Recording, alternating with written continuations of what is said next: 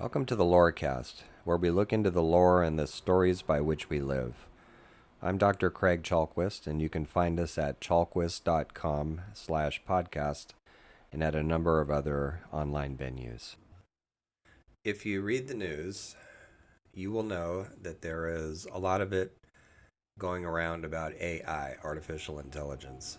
And one example of that would be a statement issued by the Center for AI Safety that AI could possibly lead to the extinction of humanity.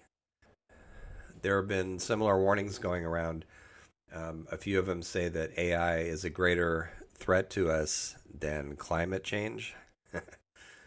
And so, what I want to do in this podcast is look at this modern phenomenon, this modern myth, through the lenses of psychology and mythology, and see what that reveals. So, the first thing I'm going to argue is that in spite of the very real risks, these statements are manifestations of hysteria. And what I mean by that is that they are overly dramatic to the point where some of them seem like publicity stunts. Elon Musk's call to slow the whole thing down, though that's actually good advice, is an example of that. He wants it to slow down so he'll have time to develop his own AI. So some of this is hysteria, and I'm reminded in some ways of a show that was broadcast through the aptly named Mercury Theater, October 30th, 1938. And it was a production of The War of the Worlds, taken from the novel by H.G. Wells. And there has been a bit of exaggeration about the impact that that broadcast had. Some of it was the very effective voice of Orson Welles. And nevertheless, there were at least some people who were frightened to death by this. They thought the Martians were landing. And, farmers going out in fields with shotguns to protect their families and stuff like that. So there was a little bit of hysteria. It's a small example of mass hysteria. There's plenty of other examples of mass hysteria. The Y2K thing in 2000 that was completely overblown, almost nothing happened. That's an example of mass hysteria. And so one of the ways that you can tell, aside from the drama, that these statements are hysterical is they offer no information about why. The statement I mentioned earlier, AI is threatening our life on this planet. Why? No answers. No evidence. Now, since then, there's been a lot of looks, actually, and there's more all the time, about how AI actually is harmful. So, of course, people are losing their jobs over it. Talented writers are being replaced by things like ChatGTP, which is writing copy now. So that is happening. AI can make deep fakes even deeper, so that there's false video being broadcast. So there's a potentially huge effect from propaganda, which already is bad thanks to social media. So that's a genuine risk. And there's others. Another way that you can see the hysteria operating behind these public statements is that they're based in fear, as so much is these days. The attempt to scare us, the fear in the message itself, those are all indications of hysteria. And the lack of solutions, although some are now being proposed. Whenever organizations try to frighten large sectors of the public, we should immediately ask the question of what they're getting out of it. Who benefits from scaring people like this? A warning is one thing, a hysterical fright campaign something else.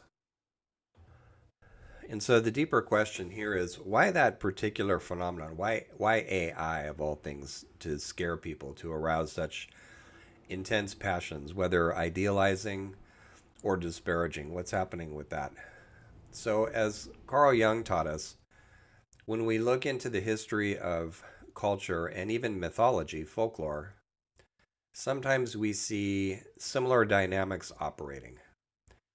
And since the same human problems keep recurring time and again, how things popped up in storied form in the past sometimes gives us an indication of what's happening now. So the image of the automaton going nuts, the robot wandering off the range, is an ancient one, actually. It could be thought of in some ways of the shadow side of something that goes all the way back to ancient Egypt. And in ancient Egypt, this was not a shadow, it was a conscious practice.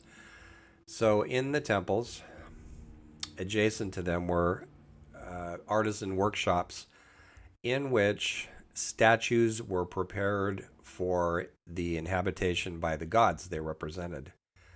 And this was part of Egyptian religion. It was a sacred business. It united the priesthood with the artists on important projects. And part of the ceremony was called the opening of the mouth. The final preparations made for these beautifully crafted sculptures to be taken outside, usually on the roof, in full sunlight, so that the presence of the divine could come down and inhabit them. And then there were more ceremonies that followed. So this is a ritualistic practice, a spiritual practice that's done for deliberate, conscious reasons. And what happens sometimes is that when things move deep in the collective human psyche, at what we might call an archetypal level, a really deep level, then the old patterns get revived. But if that happens in cultures that make no real space for the sacred, then they show up as symptoms. So I'm thinking of the old stories on the side of the House of Judaism, and Hasidic stories in particular, about the figure of the golem.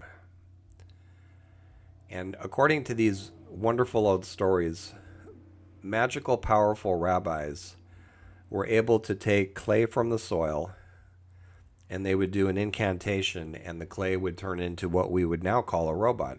Not necessarily made out of metal, made out of clay rather, but they were autonomous beings.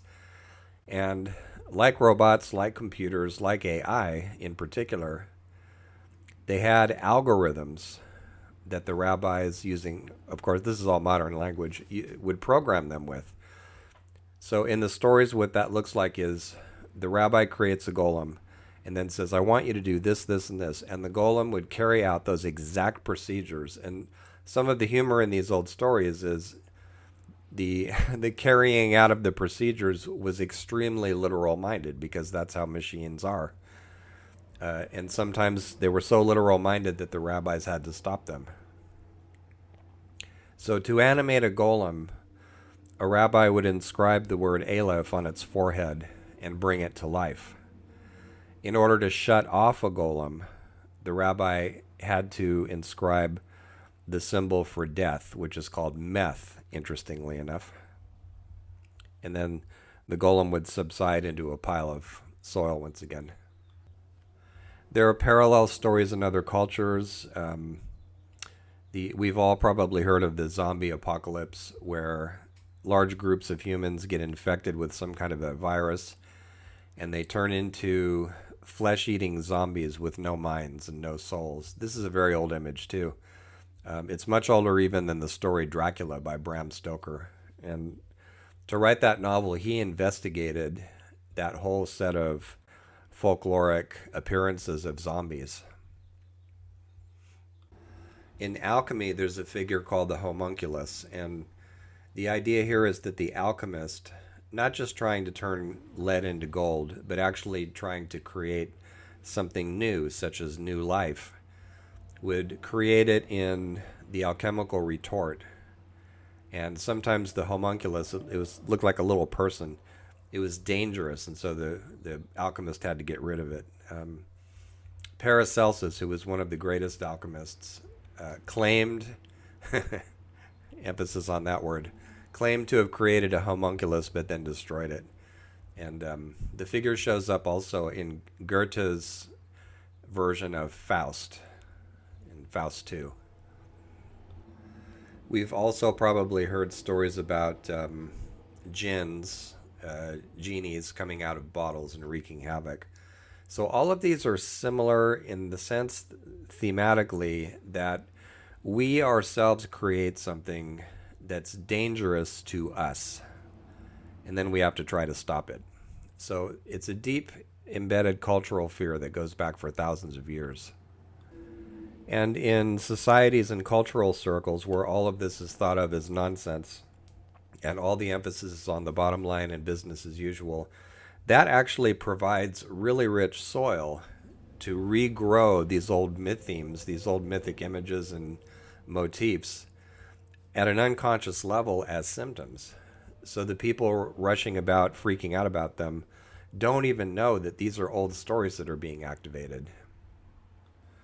Whereas in cultures that still have an understanding of what in the West we like to call myth, they're in a position to say, oh, it's the recurrence of this. That's why everyone's freaking out.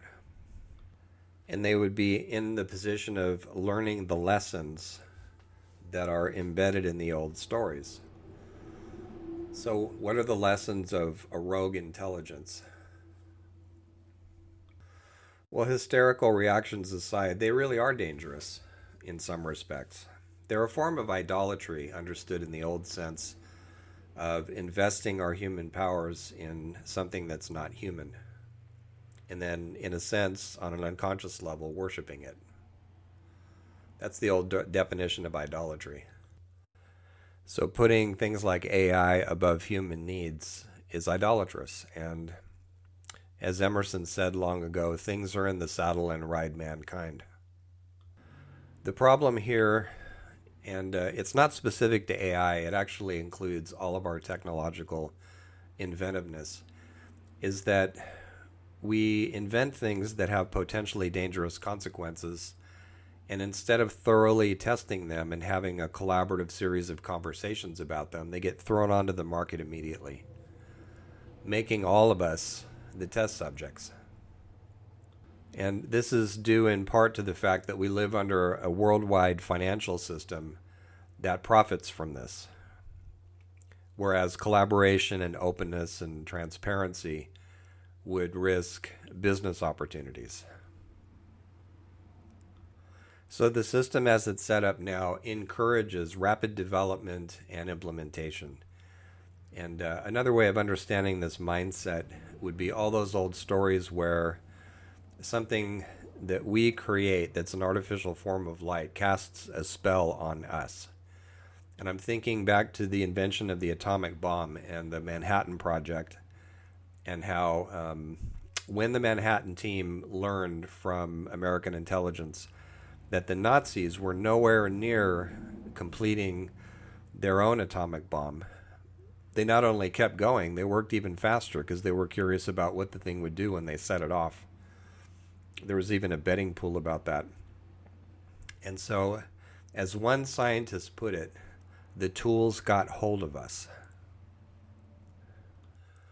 It's like the old story of Prometheus all over again, where you commit hubris, you steal the fire from the gods, and the part of the story that often gets left out is you deliberately disrespect the gods, which is what Prometheus did, and then you end up chained to the side of a mountain. So it's no accident that the novel Frankenstein had a subtitle, The New Prometheus, referring, of course, to the doctor, not the monster. So what's urgently needed for new technologies in general, not just AI, there needs to be an agreed-on international process to put some sort of a moratorium or a pause on these kinds of developments so that they can be intelligently assessed for their consequences, and when they're found to be beneficial, gradually introduced into a society. So I actually came up with an organization like this in my fiction. In my Assembling Terranius cycle, in the future, there's an organization called Aurea, which is named after a Gnostic heroine who, at one point, according to Gnostic tales, there were actually two versions of Noah's Ark. And the first version didn't allow any female beings aboard, including women. That was Noah's idea. Just put the males in there. What was he thinking about? And so Oria, who in some of this old stories is related to Noah, in some not.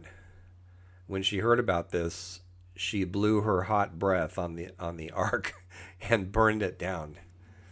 And so this taught Noah a lesson, and the second ark was more inclusive.